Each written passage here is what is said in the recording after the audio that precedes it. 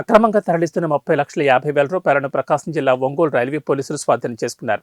Railway superintendent of police Guntakal railway జిల్లా అధికారిని K Chowdeswari, deputy superintendent of railway police Nellore sub division Abdul Aziz ఆదేశాల మేరకు Ongole railway circle inspector N Srikanth Babu Ongole GRP police station సిబ్బందితో తనిఖీలు నిర్వహించారు.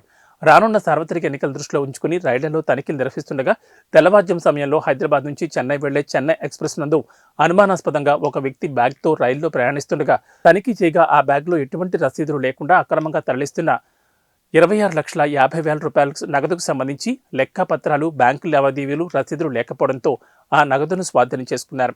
అదేవిధంగా ఒంగోలు రైల్వే స్టేషన్ ప్లాట్ఫామ్ నందు ఒంగోలు రైల్వే పోలీసులు ఆధ్వర్యంలో సాధారణ తనిఖీలు నిర్వహిస్తుండగా ఒంగోలు రైల్వే స్టేషన్లోని ప్లాట్ఫామ్ నెంబర్ 1 వద్ద షేక్ జాఫర్ చీరాల గాంధీ మార్కెట్ నందు క్లాత్ బిజినెస్ చేస్తున్న వ్యక్తి వద్ద నుంచి 4 లక్షల రూపాయలకు ఎటువంటి పత్రాలు, బ్యాంకు లావాదేవీలు లేనందున ఒంగోలు రైల్వే పోలీసులు సదరు నగదును స్వాధీనం చేసుకుని కేసు నమోదు చేసుకున్నారు.